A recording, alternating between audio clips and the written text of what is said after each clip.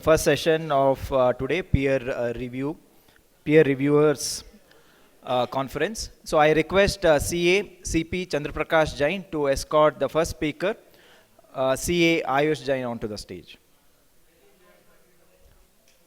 Can we have a round of applause for the speaker, please? I request CP Jain to hand over a floral bouquet to the speaker.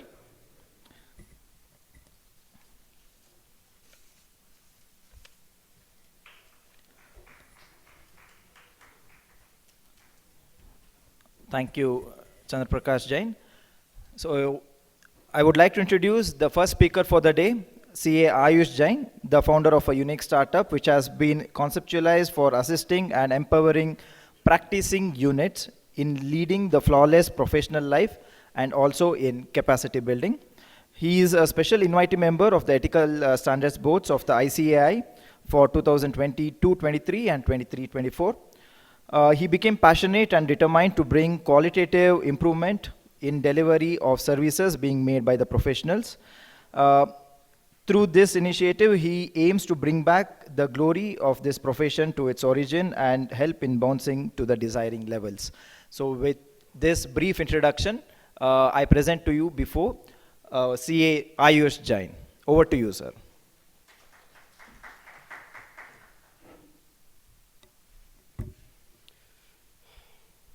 Good morning, all.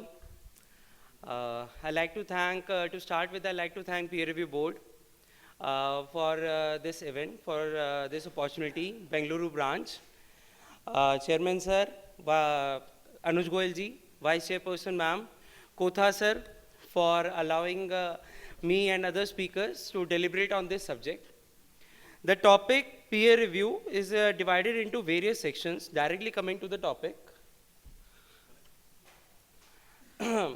And I'll be covering 2 to 3 aspects of it. So, rationale is already taken care, rationale and significance is already taken care substantially by Kotha sir and Anuj Goyal ji. I'll be covering the particular aspect which was skipped in that part, or which was not covered in that part. I'll be zooming in. Particular parts I'll be covering in the rationale and significance. However, although I have seen that members here are particularly very are preferring to interact, and I'm happy about it. So this is a closed session, and I request you all. So if you are having any queries, any discussion, any questions, anything with respect to the subject matter of peer review, please raise. All 3 speakers are here only for you. We are there.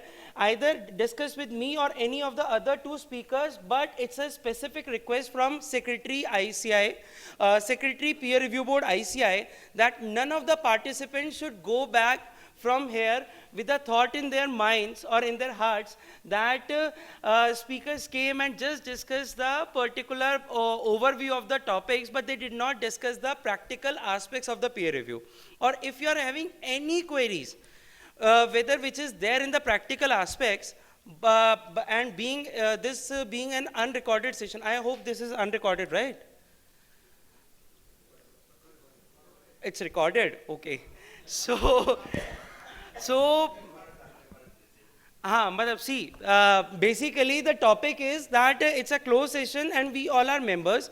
Whatever discussion, whatever queries you have in mind, that we are having such type of working papers, how will we get our firm peer reviewed, what all is required for the peer review, if we are not in practice of preparing, let's say, annual independence declarations, if we are not in practice, let's say, taking declarations from our audit team, if you are not in practice of preparing QC manuals, then how will we get it done? Or from where will it be available? At which particular links the formats are there? Whatever queries you have in mind, please ask. It is a request, please ask. The more you'll ask, the more we'll have a comfortable and interaction, and the more relevant this discussion would be for you. To start with, firstly, in this case of rationale and significance, I actually wish to cover particular objective, one statement actually. This particular line, I wish to actually cover this particular scope. So firstly, peer review is not investigation. No, not required. Peer review, I hope I'm clear at the end, till the end of my voice is clear. So peer review is not investigation, not required. Peer review is not investigation, let me be very clear. Peer review is not investigation. It is a review. There are several hierarchy of reviews in ICI required upon members. Peer review, quality review, you have FRRB, Financial Review Reporting Board, you have TAQRB, Tax Audit Quality Review Board. Other than these four reviews, you have disciplinary mechanism under ICI, you have disciplinary mechanism under NAFRA, and then you have various other regulators like, or not say regulators, but various other agencies who are can say that they are after or they are reviewing or they are after the heads of chartered accountants. Like for example, CBI is there, SFIU is there, ED is there. So other agencies are there, but directly we have four reviews. One is peer review, quality review, FRRB and TAQRB, and two disciplinary mechanisms, ICI at ICI level and one is at NAFRA level. Okay, now please understand the difference between all the four reviews or primarily between the two reviews. Peer review is basically focusing upon the internal system of the firm. So whatever system is required or it is expected from the CA firms, primarily such CA firms who are engaged in a test function. Please focus upon each and every word because each word has its own significance. Primarily the firms which are taking care of any attest function. Attest function includes your certifications, attest function includes your tax audits, it includes your statutory audits, it includes your concurrent audits, it includes your concurrent bank audits, it includes your internal audits, it includes your bank statutory audits, bank branch audits.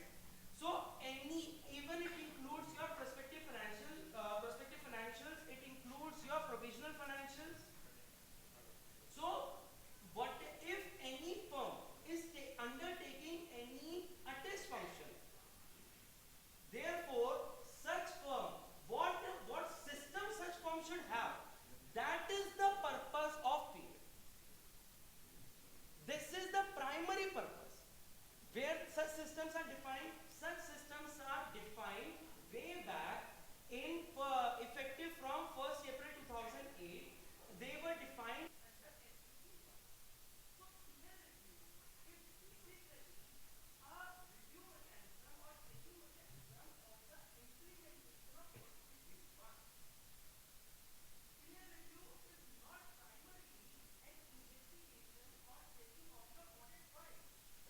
It is primarily the review of your system, the system which has been provided in NET and in the SEC1.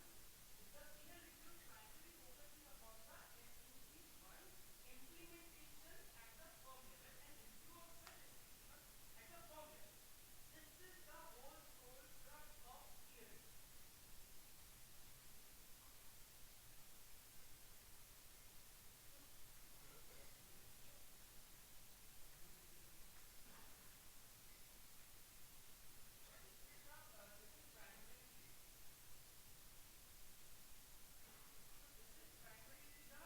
Main crux of peer review. What I have just told you, this is the crux. SQC1 part, entire SQC1 will be covered by another speaker, CA Himanshu Agarwal. There are two parts to it. One is SQC1. It is, what is SQC1? SQC1 is basically one of the, unfortunately, it is one of the most ignored standard of ICI. It is standard on quality control. As on date, only one standard on quality control is there, that is SQC1. Other two drafts are exposure drafts, not yet finalized. And till then, till they are finalized, SQC1 remains applicable. It is just of 33 pages. Only those 33 pages, implementation of those 33 pages are required to be checked by the peer reviewer. That is the entire scope of work. And to further elaborate or to how to implement by any side, implemented even by a practitioner who has just received a COP, not even performed any attest function, just received a COP. Who has mandated that? Who has mandated? Sir, it is mandated in SQC1, just below the headline, SQC1 applicable with effect from 1st April 2008. It is available on ici.org/post/auditing and assurance standard board. Once the person is qualified to attest the financial statements and the institute believes that he is capable of attesting, why all these mandates are required? Sir, it is a mandate required because to ensure that whatever power has been, whatever authority has been given to the chartered accountants to execute the function that will enable, the one signature will enable the entity to undertake a loan or to undertake any activity which will have repercussion, wide repercussion, or which could have wide repercussions. So the central government back then wanted to ensure that the firm which is executing such power, they should have at least certain systems at their offices. This was the purpose defined in that SQC1 released or mandated with effect from 1st April 2008. So then that is SQC1, and then there is implementation guide to SQC1. So that is the entire scope of peer review, and whatever mentioned over here in PPT, in this PPT or any other document, it is basically not my words. These are the extracts of the these are the extracts of the peer review manual provided to you. You must be having, or it is available at peer review board website. So this is basically, peer review means an examination. Peer review means an examination and review of systems and procedures. The term is systems and procedures to determine whether the same have been put in place by the practice unit. So this is the purpose of peer review, or this is the scope of peer review. Rather, I would say, to ensure the quality envisaged by technical, professional and ethical standards. So these three terms, again, CA Himanshu Agarwal ji will be covering. Technical standards are basically, your accounting standards, your Ind AS. Technical standards are those. Your professional standards are standards on auditing, standard on quality control, guidance notes. These are your professional standards. Ethical standards, which I will be covering, these are code of ethics. These are your other guidelines issued by ICI. These are your CA Act. So scope is to review the systems, and procedures to determine whether they have been put in place to ensure compliance of these three types of standards as applicable, including audit quality maturity model. Audit quality maturity model is anybody aware about AQMM, audit quality maturity model? So it has been made mandatory with effect from 1st April 2023, not for all chartered accountants, but for certain categories of CA firms, or rather say for all such CA firms undertaking certain type of engagements. Primarily listed entities. To start with, it has been mandated with effect from 1st April 23 for listed entities and the CA firms undertaking central statutory audits of banks, insurance companies. It is easily available. Just write on Google ICI AQMM, and the very first or second link will open up, which is specifying the three categories on which AQMM is mandatorily applicable. And while I am covering AQMM here, just briefing about it, please ensure the first document which is required to be submitted to the peer review board at the time of your firm's peer review, or as a peer reviewer which you will be receiving Form 1, please ensure, unless, I mean it is a suggestion, unless the firm is mandatorily covered or unless the AQMM is mandatorily applicable on the firm, please avoid filling the AQMM. So it is a suggestion. It varies based upon your actual circumstances, but it's a new concept. It was issued by the ICI 2 years back during COVID period, and it has recently been made mandated. So it's a relatively new concept. It is evolving. So unless it is mandated, it is generally suggested that unless it is mandated on your firm, do not, or rather prefer to not fill and provide it directly to the peer reviewer. First get your firm pre-peer review. I mean internally, either from some other, or your colleague friend, or internally you fill that AQMM first, score your firm, and then decide whether you wish to go for AQMM review or not. It is part of the Form 1. I'll show you the Form 1. It is part C of the Form 1. Unless it is mandated, please prefer to avoid. Then AQMM wherever applicable, or any other regulatory requirements thereto, and whether the same were consistently applied during the period under review. Meaning thereby, it can, a plea which many practitioners say that we have complied with, or we have formulated all the policies and procedures in the last year, because peer review period is for 3 years. Okay, so many practitioners say that in the 3rd year we have got it done, or we are doing it prospectively. So just skip to the part and issue us a clean peer review certificate. We have already done in the 3rd year. It was fine that we were not having such procedures in the first 2 years, but in the 3rd year we are having. Sir, the requirement is consistently applied during the period under review. So for all the 3 years, period under review, let me explain what is period under review. Period under review is on the date of application to peer review board. Whenever you are applying, immediately preceding 3 financial years. Immediately preceding 3 financial years.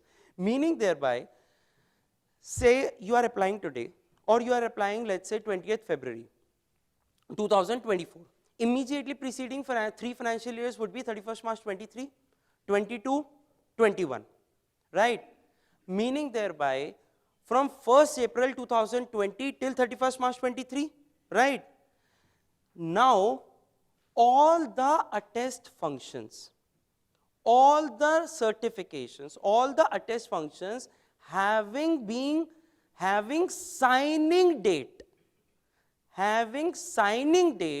falling between 1st April 2020 till 31st March 23 are being covered. Please understand the meaning of this, because it is one of the most confusing part. All the signing made between, all the signing dates falling between 1st April 2020 till 31st March 23 are being covered by the peer review.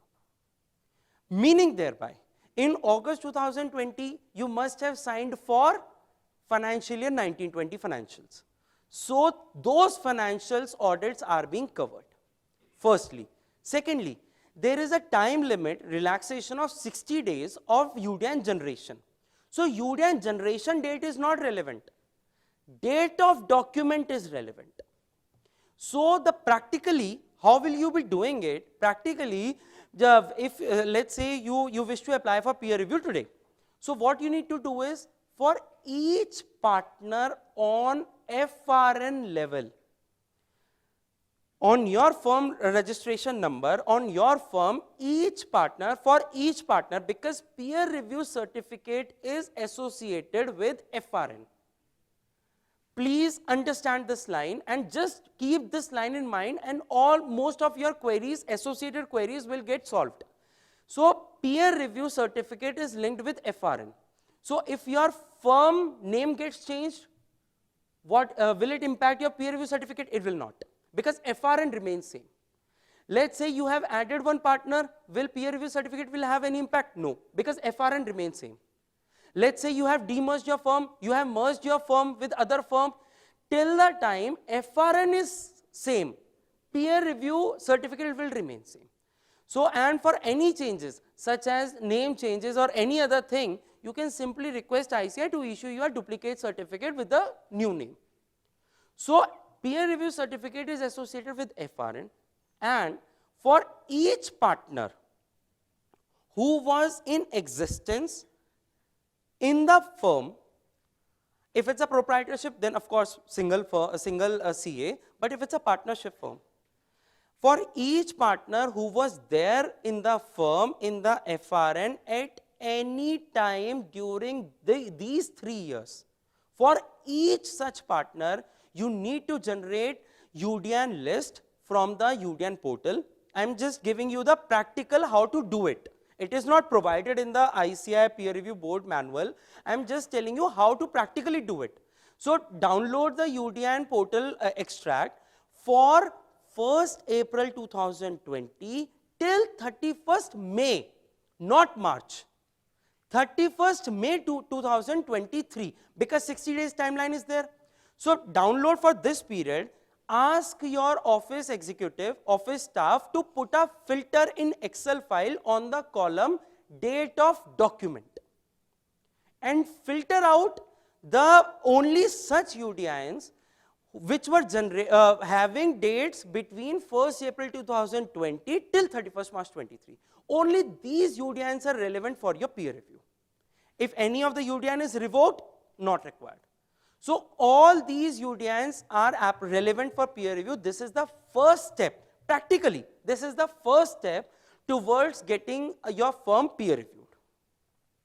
Now, all these UDINs need to be converted or tracked in the ICAI format. I'll show you the ICAI format, client list format. These need to be converted into that format. I'll show you in the form 1. One part I was, yes sir. No test function. No test function, sir. No test function. There is no need of. No. Wherever UDIN was generated or was required to be generated. Only such. Even the complete client list is to be given to ICAI. But if a particular client is there who is not undertaken, for whom you have not undertaken any attest function, but only ITR filing, consultation, even due diligence is excluded. I was just coming on that. Specifically, due diligence is excluded from peer review. Okay. Yes, sir. If the UDIN is generated beyond 60 days, what happens? They would have forgotten to generate. After that, after 3-4 months, somebody will ask, please do the UDIN. Now they give the UDIN and close the chapter. How to handle such cases? Such cases, It is happening in many cases. how to handle at what place? During peer review, other than peer review. At what time you are asking? The certificate is No. Handling at what level? UDIN is generated after. I understood your query, but handling at what level? Peer review or at ICAI? During peer review. Sir, during peer review, basically, I'll actually show you the format in which the list is to be given to the peer review. That time you please re-ask this question. I'll show you the format and we'll then discuss. Okay, sir. But I'll answer this part. Yes, sir. Suppose a partner retired in 2000. Yes, I'm just coming on it. Yes, sir. Sir, I'm not able to hear you.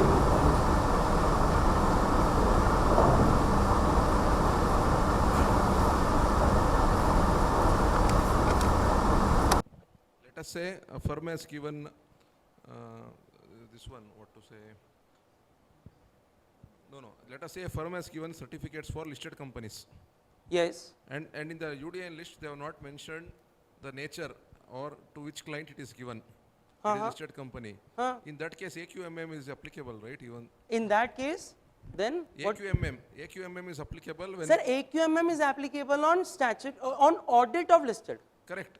The firm for which not you on certifications of listed. Audit of listed entities. You mean to say the firm, if it has given any certificates, then AQM for listed companies, then AQMM is not. Yes.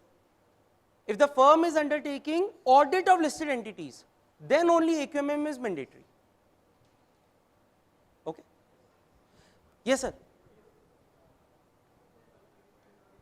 Listed company, yes, sir. GST audit, yes. VAT audit, previous one, previously जाएंगे. अच्छा अच्छा हाँ ठीक है हाँ. I'll actually prefer the specific one because the word is statutory, and statutory in normal trade parlance we understand as Can you show Companies that Act, provision but where it is- statute. Can you show that provision where it is written exclusively statutory audit? Yeah, I'm just showing because the statute is covering tax audit as well because it is required by Income Tax Act, and that VAT audit is coming from the VAT Act. Yeah, state law, na? It is coming by the statute. I'll just show you, okay? But before that, I'm just covering the one query because it is related, I might skip otherwise. Sir, in these 3 years period under review, if any of the partner joined before the period or joined within the period and left during the period, or he was there at the beginning of the period but let's say retired from the firm, or unfortunately there were certain cases during COVID where such partners got deceased. Now what will happen in these cases? Is a list or documents required from such partners also? Yes. And this is the practical biggest challenge firms are facing. I'm just giving you an example. Let's say in the perception or out of the energy, post-COVID energy, you went into expansion mode and you formulated or you entered into partnership having 10 partners across country. Practically, unfortunately, is it still being recorded? Actually, there are certain things which I do not want, which is, nahi, okay, see, nahi, let it be. So, so basically, unfortunately, we all are aware that how partnership firms are in reality we have. How partnership firms are in reality we have in CA firms. So, they are more or like a cluster of proprietorship firms. Right, sir? So basically, meaning thereby, what does it mean? That all partners are having, are practically undertaking or looking after their own offices. So if you are having a head office at Bangalore and one office at Delhi, one office at Mumbai, one office at Kolkata, one office at Bhopal, now all partners, although all are in partnership, but all partners are running there and looking after their own practice in their own offices. Even there have been cases where even the visiting cards of the partners do not match. I mean, it is a practical situation and it is there across the country. What I'm trying to say is, sir, such times have gone. And if you are still continuing with this, let me give you one short practical case study we faced, which came before us. Sir, the risk is on FRN. Everything is on FRN. With effect from NAFRA 2018, the responsibility, if you refer to the NAFRA rules 2018, they are not just covering the engagement partner, that is the signing partner, but they are also covering or primarily focused upon the FRN. They are primarily focused upon firm. Similarly, even in the CA Amendment Act, which was there a few years back, in that also earlier, before that Amendment Act, all people were having in the mindsets that whosoever is signing is the primary responsible. So there was a practice that they used to involve, they used to induct young CAs and get their attest function from them, and while being a partner of the same firm. But after the CA Amendment Act, even if the young partner is there, but it is a partner of your FRN, till the time anybody is signing on FRN, the responsibility, the risk all the repercussions and implications are on FRN. Meaning thereby, even if you are having LLP and if you are having other than LLP but partnership, risk is on all partners.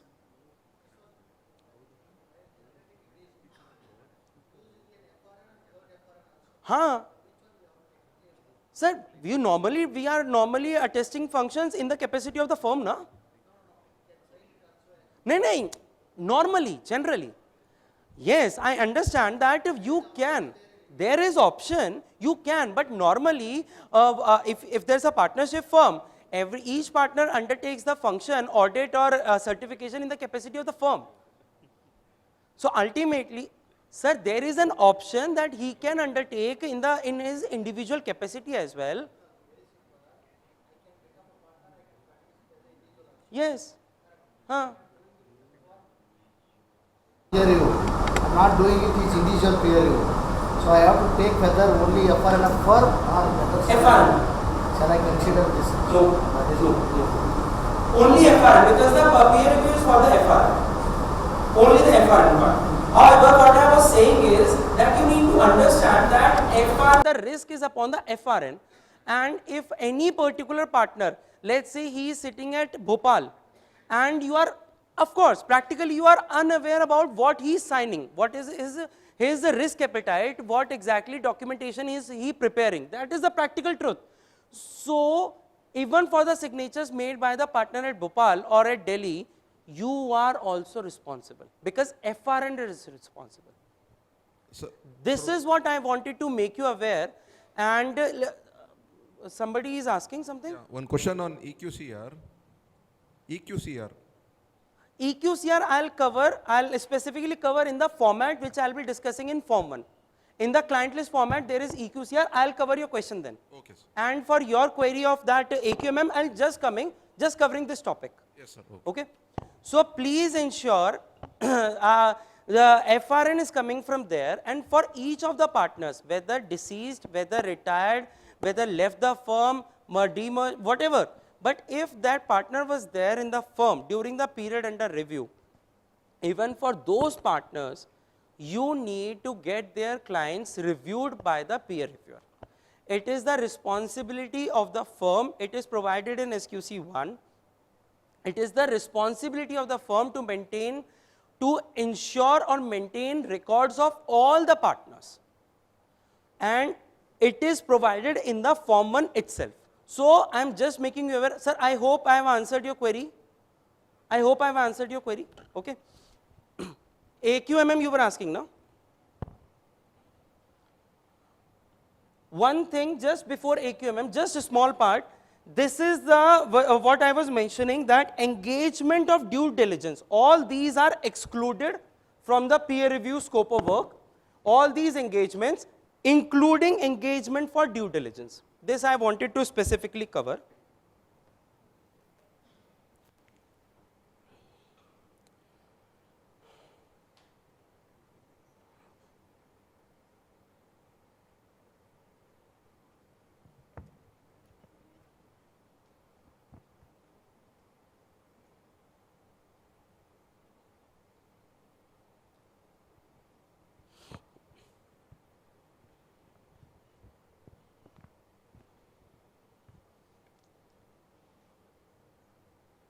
So this is the scope of or mandate part of AQM. I hope it is visible. Yeah.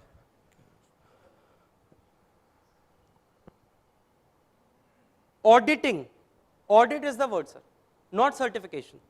And VAT audit is covered, sir. These three type of entities and firms conducting only branch audits have been excluded from the mandate. So I hope AQMM mandatory queries are clear. Now to start with the basics, one basic thing I wish to cover here is just to make you aware that this is because this is very basic part, because speakers may come and go, but ultimately at the end of the day you have to visit your offices and review by yourself. So my purpose or my approach is to enable you not with the content, provided by me, but to the, with the content provided by ICI, because my words are not relevant. It is the ICI words which we all need to comply with. So this is peer review board official website. All queries, everything, every single aspect you wish to know about peer review, it is available only on this particular website, which is very small website. Everything is available over here only, no other website, no regional council website, nothing. Only this particular website, ici.org/peer review board. Okay. Now to just to migrate through you is first part. This is the particular secretary is CA Nidhi Singh. This is the only office in the country from which all peer reviews across the country are being conducted. It is the only office. This is the primary email for all communications with peer review board. This is the only primary official email. Irrespective of the level of your peer review, irrespective of where is it stuck, no other email but only this particular email will work for all peer review related purposes during at any stage of the peer review. So this is the official email ID. Secondly, sir, let me give you a practical tip, rather I would say, at any stage of peer review, if your peer review gets stuck, or if you are facing any challenge, or if you are not able to understand the queries of peer review board, wherever you are stuck, please contact first, the most smooth manner would be contact this landline number. This is such landline number which always gets picked. So stay assured, do not say that hamara to call hi nahi pick hota or people, the ICI is not picking up our call, who should we contact? Sir, this is that contact number. If you are calling on during business hours, it always gets picked. How you need to communicate? Let me tell you, wherever your peer review is stuck, just refer the last email you have received from peer review board. At the bottom of the email, there is one name of a particular chartered accountant mentioned, or a particular name mentioned over the at the end of the mail of the person who was last handling your case. Call on this number and ask for that person.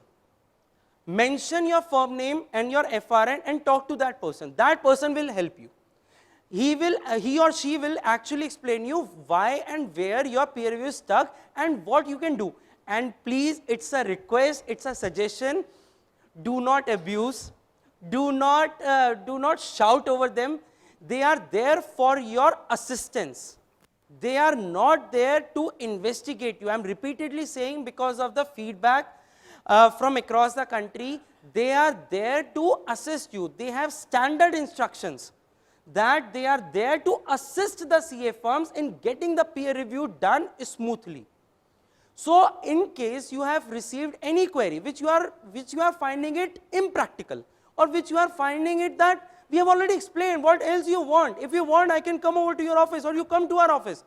Sir, irrespective of the frustration or irritation you get in your mind, please maintain only one single objective in your mind, that you want peer review certificate. That's it. Talk to that person politely. Just ask, beta, what do you want exactly? What document will serve the purpose, what explanation will serve your purpose, which will assist you in issuing the certificate. I'm telling you, sir, you will get such an answer that will, the root cause why your peer review got stuck at that particular point, they will give you solution and your peer review will be sailed through smoothly. This is the most practical solution you will get. Okay. Now, these are the publications which you must have got, or which you will get via books in physical format, but you cannot make available those books everywhere to all your staff, and you cannot take, if you are not inclined to take it travel with you, you can actually refer these 4 modules. What you have received is basically the printed format of these relevant links. Okay. Now, there are 2 parts to it. One is this and one is this link. These 2 links are the primary links. all the peer review related communications, entire part, all formats are available in these two links only. To start with the procedure part, let me explain you first the procedure part, because this is the most suitable document to understand the procedure of entire peer review. This is the most suitable document till the time it is opening. This is the most suitable document. Sir, gone are the days when peer review used to take 3 to 4 months or even 2 to 3 years. There is a very specific timeline which both firm as well as the peer reviewer needs to adhere with, and even 1 day delay results to communication and explanation requirement or demand from the peer review board. So please, even 1 day delay, I'm telling you. So please ensure whenever you are applying for peer review, please ensure you are ready with all the requirements. Every single requirement you are already ready with, and then you apply, so that it gets done smoothly. So I'll cover each and every point, but please let's maintain eye contact and let me tell you the procedure word to word and step by step, how exactly the peer review is going to be conducted. First step is Form 1 submission, preparation of Form 1 application. This is the first step. Before and to get to this step, you need to prepare UDN wise client list, which I have already mentioned, and you need to fill complete Form 1. I'll discuss the Form 1 in detail. This Form 1 needs to be prepared physically or digitally as you may deem fit, then sign it over, and then all submissions, not just Form 1, but during the entire peer review process, no submission to peer review board, to ICI, is to be made physically, not even a single document. All submissions are to be mailed, are to be submitted only via digital mode, only via email, only to a particular email ID which I have shown to you. No other email, no other mode, nothing. Only via scanned signed copies to the peer review board via email. Okay. So first step is submission of Form 1 application to peer review board. This is the first step. Then once a peer review board receives the application, then peer review board will basically just go through it on the what we call a cursory look, that from the overview nothing is missing, just the overview. Then if the peer review board finds it's okay from the overview, then they will send you a panel of 3 peer reviewers. Then based upon if you are comfortable with any of the peer reviewer, then okay. Otherwise, you can ask for a fresh panel. It is not necessary that you pick a CA only from that panel of 3 peer reviewers. It is your choice to ask for a fresh panel from ICI without any explanation. Okay. Then you received a panel, you called each of the peer reviewer, you found one peer reviewer comfortable. Then you need to confirm via email, reply email, that this peer reviewer will suit me, or I would like to select this CA as my peer reviewer, firm's peer reviewer. Then institute will actually email to that peer reviewer that this firm has selected you the firm's peer reviewer. You need to provide a declaration of confidentiality as well as independence or no conflict of interest declaration in form. Format is there, I'll show you the format. Then for peer reviewer needs to fill that 1 or 2 page form, submit the signed copy to ICI. Then ICI will send one email to peer reviewer with CC to your firm. This email is very relevant. This email is the appointment email. It has relevance in several aspects. One aspect is the date of this email is to be referred in the final peer review report in the very first paragraph, firstly. Secondly, this email contains certain formats. Although ICAI peer review board has not changed any format, much of the formats since 1st October 2022, but in case there has been a change in the formats, prospectively, it has been observed that whatever formats were received in this email remained valid. So, two significance of this email. Third significance is this email contained one cover letter, one checklist of submissions to be made to ICAI. This checklist is not made available at any point, at anywhere at ICAI.org. So, that checklist will be required at final submission. So, this email is relevant. After this email, CA firm, that PU, practice unit, needs to send the questionnaire, needs to send the form 1 again to the peer reviewer. Because board does not directly share with the peer reviewer, CA firm needs to resubmit form 1 to the peer reviewer separately.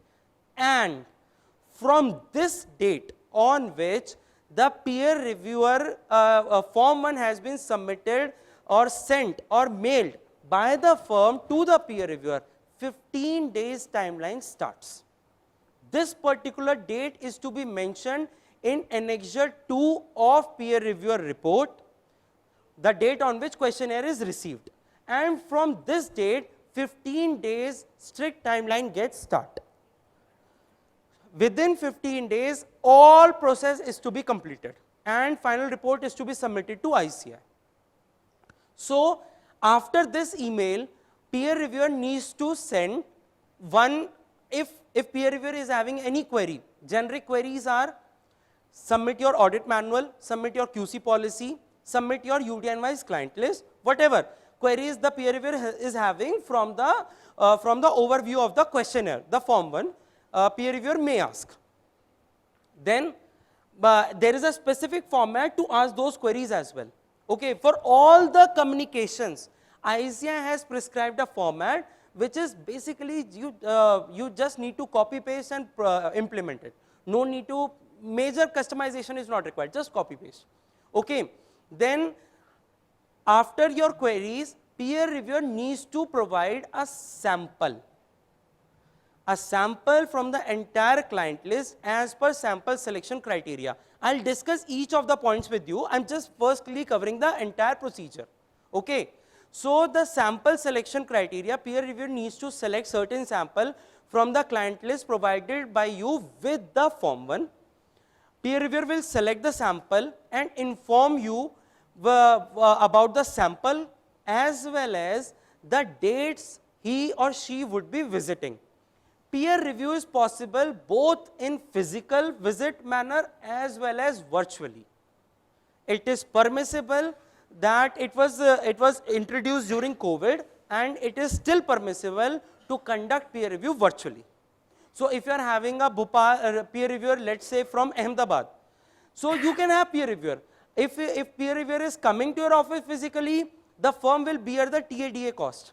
If the peer reviewer is not coming physically and getting the peer review done virtually via Zoom or AnyDesk or whatever manner, then no TADA cost is and peer review is equally valid. Okay, it is the choice of mutually agreed. Okay, then once this document is sent specifying the dates of visit or the sample, then within 2 or 3 days this visit is to be organized. So, you are not going to have any time to organize the files selected by the peer reviewer. This is a major change. If you were a peer reviewer in the earlier regime before 1st October 2022 or your firm was peer reviewed before 1st October 2022, it is a major change. Earlier, minimum 15 days were allowed, were statutorily given to the firms to organize such sample files. Now such period is not there. So, then peer reviewer will visit your firm or will connect virtually, review the files selected. I am again reminding you, the purpose is not to review the files. The purpose is to review the procedures and systems of your firm in the manner or by giving reference to the files. So whatever you have mentioned in your form 1, we prepare this checklist, we take care of these policies, we do this, we do that. So by way of such sample, you just need to convince that yes, we are doing all these functions. Plus, even firm's website gets covered in peer review. So please ensure that your website is relevant as on date. It is not the case that you have different partners in your website and different partners in your firm card. It is not the case that the website is having 4 branches and your actually FRN is having 7 branches. So please ensure that the website is relevant and matching with the FRN. Firm card downloaded from self-service portal. Secondly, your website must comply with the ICAI website guidelines, because peer reviewer needs to comment on that. So testimonials are not there, quotations are not there, empanelment details are not there, several guidelines are there. I'm just mentioning a few most prominent ones. Then even the firm's HR policies are to be covered, which CA Himanshu ji will be covering in this SQC1 session. HR policies part, your recruitment part, how you are recruiting. I am well aware about one senior member mentioning that we are not getting article assistant. Then what will we do with the recruitment part? Even we are not taking interviews. Articles are taking our interviews. So, sir, it's a reality, hard reality of today, that they are asking if the firm is offering them exposure of listed entities or not, or how they are going to travel for outstation audits. So it is the scenario, hard truth, but yes, the requirement is there, and what I'm saying is, please refer my initial words. Irrespective of the size of your firm, irrespective of the location of your firm, wherever you are sitting, whatever the size of your firm, you can comply with each and every requirement as per your practical circumstances. Let me give you an example. For example, the SQC1 requires you to have a documented procedure of recruitment. What is the practical? In a very minimal or very small size firm, or what is the practical procedure? A person comes to their offices via referral or via some LinkedIn, or some that person approaches and visits the office. This is the first step. His or her CV is taken. You, the senior partner or the branch in charge CA, reviews, interrogates the candidate. If he or she deems fit, then only, if the partners deems fit, then only they take a technical round or physical or written test. Otherwise, oral assessment is sufficient. Okay, based on that, the candidate is accepted. Based on he or she is given a month or 2 months, let's say probation time, that you perform, and then we'll decide what further remuneration could be. You start with this amount and then will increase, and on annual basis you will increase, and based upon your actual performance, we'll see how you will be trained. This is the actual scenario. Just put these 10 points in a single paper, in a single Microsoft document, MS Word document, and this is your actual recruitment procedure. Sign it and maintain it in your office. What I'm saying is, you are actually practically doing everything. Just even a small brief, just small points is your procedure, is your act, whatever practically you are doing. Just write it in a soft Word format, MS Word format, and save it there, so that you can actually show it to the peer reviewer. But again, based upon the size of your firm, if your firm is a wide firm, big size firm, you cannot say that we do not have a signed copy. But if it's a proprietorship, very small firm having turnover of, let's say, 15-20 lakhs, all the burden is on the proprietorship, then yes, this plea can be worked out. So it depends upon the circumstances, but any requirement of ICAI, each and every requirement can be practically implemented. You were saying, sir, something.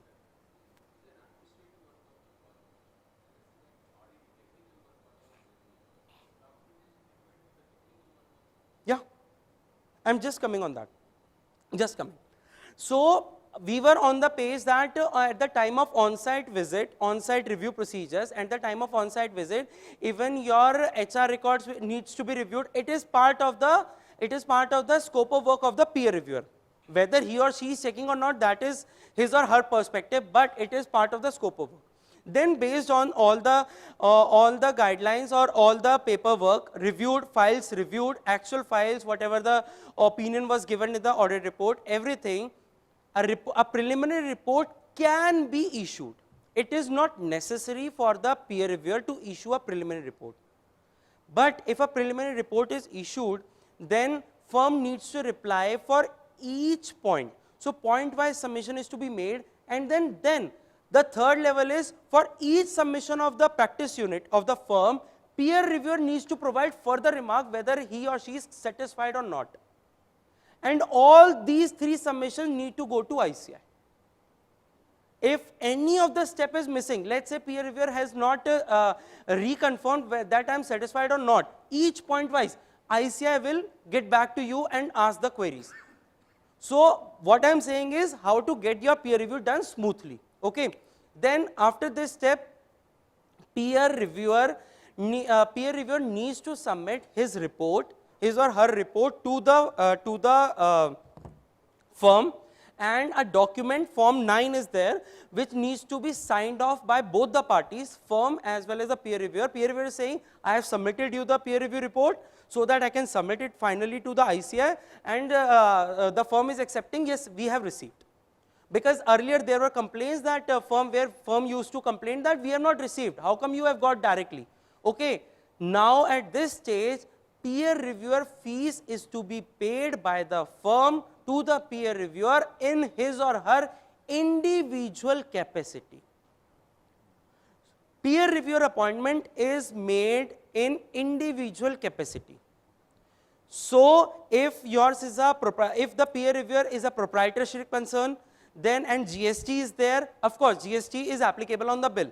But if the peer reviewer is a partner of a firm and GST is not there in his individual capacity, individual bill is to be issued. Bill cannot be issued from the partnership firm. Individual capacity and all tedious implications would be there. Firstly, peer reviewer fee, I'll come up on it, it's prescribed by ICAI. Secondly, it needs to be mandatorily paid before submission to ICAI and not paid via cash, not via check, or even if it is paid via banking channel via check, peer reviewer needs to provide a proof of receipt. So an extract of bank statement or a proof that he has actually received in his bank account.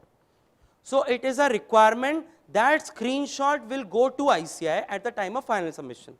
Okay, after this step, your final peer review report, Annexure 1, Annexure 2. In case AQMM is applicable, then Annexure C. Then your Form 1 questionnaire, then your preliminary report, if it was issued, so all three preliminary reports, your peer review cost, peer reviewer payment proof, that part, all, and your Form 9, which I was saying, where both firm as well as the peer reviewer agreed that we have exchanged the reports, and the sample file, all the communication need to be compiled in single PDF. All signed scanned copies are to be compiled in single PDF. One checklist thereupon adds a cover letter, which I was mentioning, provided in that initial appointment email.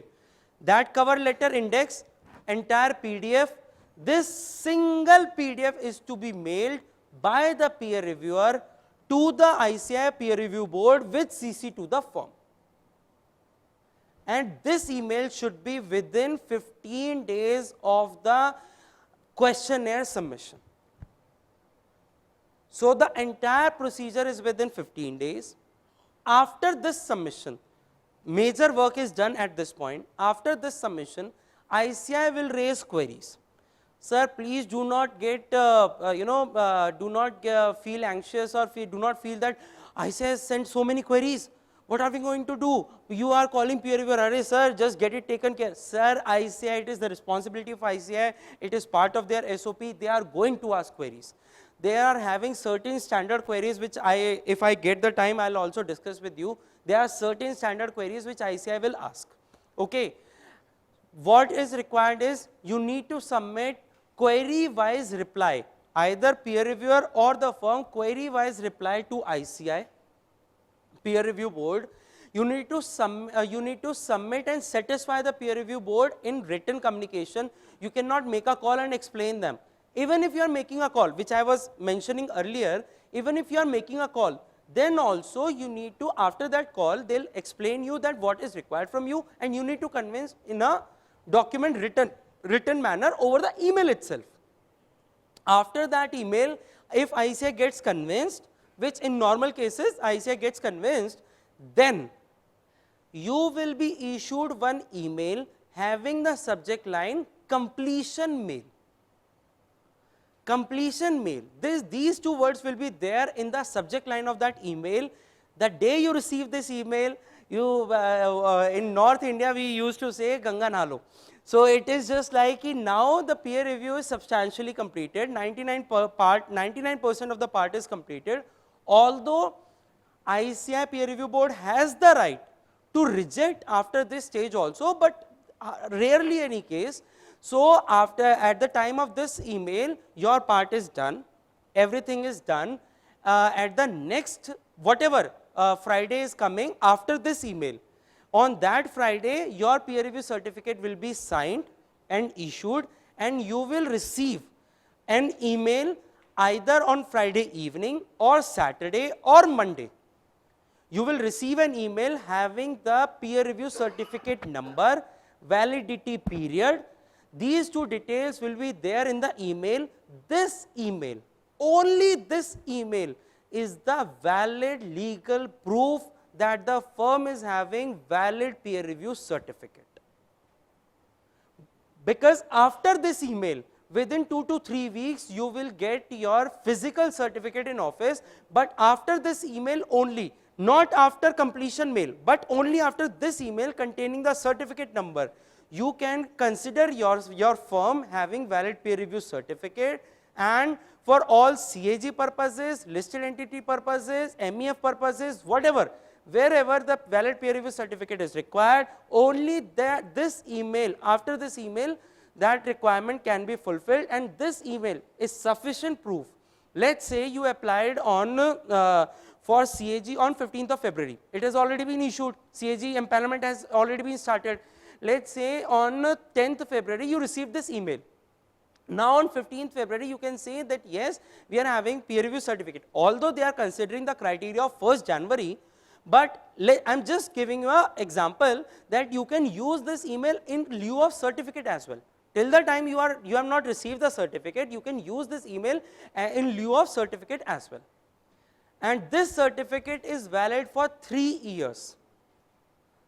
Generally, this certificate is valid for 3 years. It is clearly specified till what date this certificate is valid. And every 3 years, the firm needs to get themselves peer reviewed. So this is the broad entire steps or procedure of peer review. If anybody is having any doubts with respect to the procedure, please ask.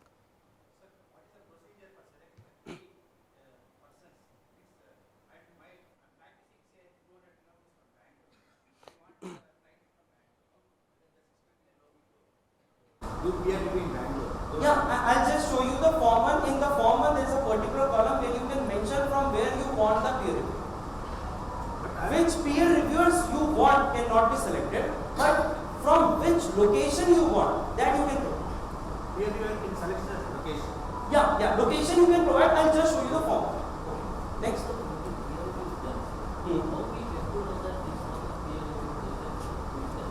Yeah, it's available in public domain. It is available on this website only, peer review board website. The first link is list of firms having valid peer review certificate.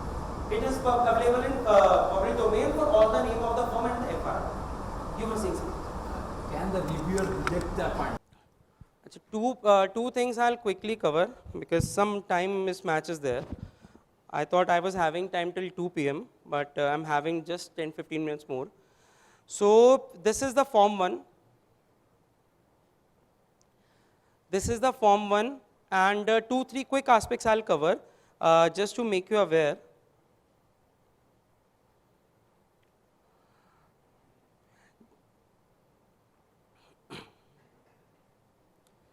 This is the form 1. It is of 50 pages.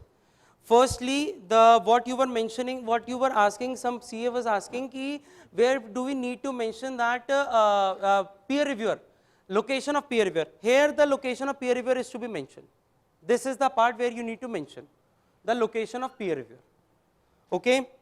The next part is, which I wanted to make you aware, all these pages will be filled very easily from the self-service portal of your firm. Then this part from your internal records and member card of the CA concerned. This is from your internal records as on 31st March, let's say 23. This particular part is from your firm constitution certificate. Again, this particular is the question which I was mentioning and talking to you. If you are having branches, then write it appropriately. I know it is in most of the cases it is not very practical, or it is not being practically implemented, but you need to write because it is a specific requirement of SQC1. It is coming from there. Then you have two options. Either you can mention your billing for only assurance function, that is UDN wise fees. If you having UDN wise fees, then you mention, then you opt for these figures. Otherwise, ICAI, considering the practical circumstances, ICAI has allowed you to provide your turnover as per your firm's balance sheet, which is considering both assurance as well as non-assurance. It is your choice. So you can mention that over here. Sir, for the sample selection criteria, I'm not sure if it is mentioned in criteria or not, but please ensure if in these cases at least one client is to be paid. If you are specifying any client in this particular table, at least one client is to be picked. It is basically if for any client or any group of clients you are receiving a fees which is exceeding firm's turnover by 15%, 15% of firm's turnover. If the total compensation from a particular client is exceeding 15% of the firm's total turnover, then only it needs to be mentioned over here. Total remuneration includes both assurance as well as non-assurance, then only it needs to be mentioned over here. AQMM, if this is not AQMM, this is digital competence. If you are not doing it, then simply mention no, there is no adverse to it. This is the client list format. Sir, this is very important. This is the first step, and one member was asking about at the end about EQCR. So just let me give you a small brief of this client list. Sir, this is the category name or code. It is not necessary that you provide names of the clients. You can also provide codes of the clients which you are maintaining internally. Okay. Next is name or branch of PU. This is the keyword of PU. So if you have been allotted State Bank of India Bengaluru branch, do not write Bangalore. You need to write, if your head office is at let's say Bangalore, or then you need to write HO. So if you are having any office at Bhopal, then you need to write Bhopal. So offices of the firm needs to be mentioned, not of the client. It's a very common error. Signing partner name, type of engagement. Type of engagement is statutory audit, tax audit, turnover, borrowings and net worth are to be provided. These three figures are to be provided for each UDN. Now, wherever applicable, meaning thereby in 15 CACB, you cannot be expected to have any of the three figures, mention blank. In turnover certificate, you cannot be expected to have net worth or borrowings, mention blank, just mention turnover. In statutory audits or in tax audits, of course, you would be having all the three figures. So wherever applicable, all three figures need to be specified. Now, you will notice that there is no column of UDN. But right from the beginning, I am mentioning UDN wise client list. Reason is, practically you need to add one row or two rows, two columns. Prepare the sheet in Excel, add two columns to it, one column is of UDN. Prepare that list because there was a lot of hue cry in the country while ICI required such a list from the members to submit it to them. So as an alternative procedure, what they did, they brought that responsibility to the peer reviewer. So after the final submission to the board, what I was saying that ICI will ask you certain standard queries. Now, one of the queries is this. Peer reviewer needs to specifically provide that he has received UDN wise complete client list. So prepare this client list, add one column to it, maintain it at your office, but while you submit to the ICI, delete delete that column or simply hide that column and then print. So UDN wise client list is not to be submitted to ICI, but it is to be submitted to the peer reviewer. Okay. Then this EQCR. Sir, EQCR, firstly EQCR meaning, generic meaning, in layman language, detailed meaning is given in SQC1. Generic meaning is just a layman example that if it's a partnership firm of two partners, both partners are sitting in the same office. So if one partner is signing a particular audit or any certificate, what as the practices has been followed by senior ones are, they usually ask the other partner, you just give a cursory look whether, I mean, I have given all the due consideration, just give a cursory look that I have taken care of all the things or if I am missing out anything. It's a general practice. This general practice is in summary the meaning of EQCR. EQCR is engagement, audit, whatever engagement, audit, certification, whatever engagement, quality control review. In layman language, this is the small meaning. Detailed meaning is provided in SQC1, which CA Himanshu ji might cover. Then, and your in EQCR, it is mandatory only in the cases of listed entity audits and preferably in the cases of audits of such clients which are covering under the definition of public interest entities as per Code of Ethics Volume 1. So, in these cases only it is mandatory. Sir, just 2 minutes. Actually, I have to wrap up. I'll discuss with your query. And for, in the case of sample selection criteria, one member was asking how it is upon the discretion of the peer reviewer to select the sample. Sir, it is although at the discretion, but there are certain sample criteria provided over here, sample selection criteria. And it is mentioned over here. I'm just briefing, you can read it over from here, but I'm just briefing. One sample selection criteria I've already mentioned in that table, 15%. At least one client from each of the categories needs to be picked. For each signing partner, at least one client is to be picked. At least from each branch or HO, at least one client is to be picked. For each type of engagement, at least one client is to be picked. Meaning thereby, even for at least one client, one engagement, one UDN is to be picked for certification as well. At least one. For any client having highest turnover across the list, highest turnover for audits, statutory audit, at least one client is to be picked. If the firm is undertaking the audits of listed entities, then at least 5 or less entities are to be picked. So such criteria are there given in the sample selection criteria. I have covered, there is some internet issue, so I have covered these criteria. One more thing, this is the cost of peer review. I'm taking your lunch time, just give me 2-3 minutes more. This is the cost of peer review. This is the minimum cost of peer review depending upon your turnover, firm's turnover. This is the minimum cost, minimum recommended fee, and this minimum recommended fee is excluding the TADA part.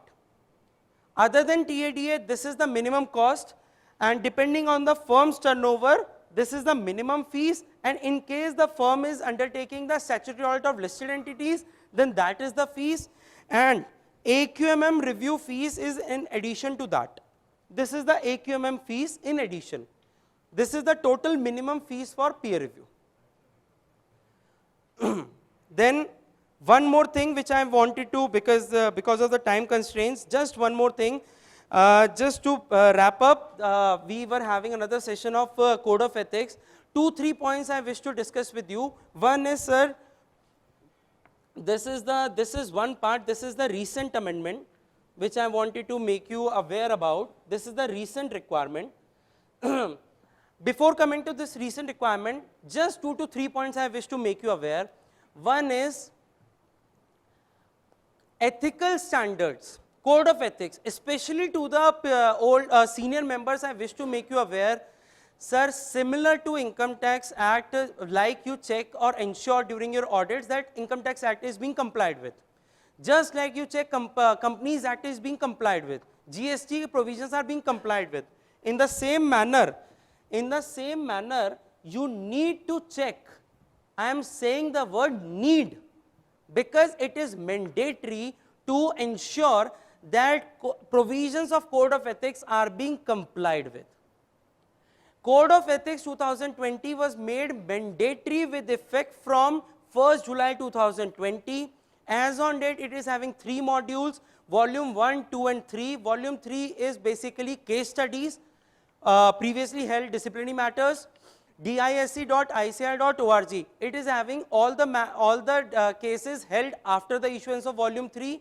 Then your volume 2 is having CA Act and all the guidelines of ICI. Then volume 1 is having your code of ethics, actual provisions of code of ethics. In that volume 1, it is divided into 4 parts. Part 1 is mandatory for all members, whether in practice, whether not in practice, job, doing business, till the time you are holding your membership number, part 1 is mandatory. Part 2 is mandatory for members in job, in service. And just to make you aware, there was a complaint from members in practice that are we the only ones who are being held for everything? It is the CAs sitting on the other side of the table who are actually doing the planning, but nobody is asking them. So, sir, there is a specific provision in volume 1, section 2, and which holds the chartered accountants on the responsibility or management function of the auditee. If any chartered accountant is there, Code of Ethics makes them liable for various things, and your risk is somewhat, to a great extent, covered by that. So I'm just making you aware, if any of your clients is having finance manager as a chartered accountant, there are several things responsibility upon them also. It is just not like that. For everything is responsibility is upon your shoulders only. Just 1 minute, sir. Then part 3 is upon members in practice. Part 4A is for audit function, audit and limited reviews. Part 4B is other than audits, all the assurance like certifications. And in such cases, it is entire Code of Ethics is not mandatory, just all the sections having prefix R. Having prefix R, R330.1, R100, whatever sections having prefix R, only these sections are mandatory, and a documentation as part of your audit or certificate working papers is required that all such paragraphs, all such mandatory requirements, whatever applicable in your case were complied with. So please ensure that these compliances requirements are part of your working papers as well. And this is the new reporting requirement, which was, you can refer it, it is a 6th October 2023 notification on ICI.org. In case your firm's turnover as a denominator and any of your client or any of the client groups, you have received total compensation from audit client for any of the services, audit, non-audit, if total compensation gets exceeded by 20 or 40% of your firm's turnover for 3 consecutive years, then you need to make a reporting in this format to ICI. And the exception is if you have been allotted audits by third parties, let's say CAG, RBI, then it is not applicable. Also, if your firm's turnover is less than 20 lakhs, it is not applicable. And 20%, 40% criteria is if your audit client is covering in the definition of public interest entities as per Code of Ethics, Volume 1, then 20%, otherwise for all other clients, it is 40%. So broadly, what I wanted to just say, please ensure not just this as part of peer review also, and this is detailed questionnaire. I'll see if other speaker can cover. Your Form 1, please review Form 1 during lunch or otherwise. Whatever queries you are having, it is a detailed format, it is having lot of questions. Whatever queries you are having, please raise in the lunch time or with other speakers and we can discuss, because it is having lot many things. And please, in case of Code of Ethics, please ensure that you have the document where it is being proved that your ethical compliances, all the threats were actually being assessed. Thank you. Any queries we can discuss, otherwise, thank you.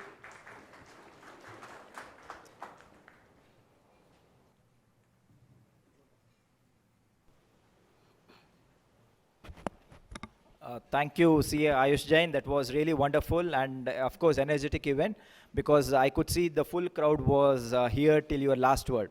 So I would like to call upon CA Chandra Prakash Jain to give a small memento on behalf of Bangalore branch of ICAI.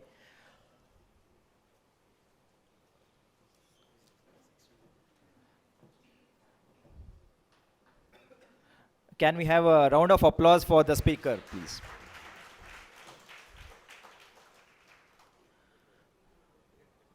Thank you, Ayush. Thank you, attendees. So we'll have a lunch break. Let us gather back at 2 p.m. Thank you so much.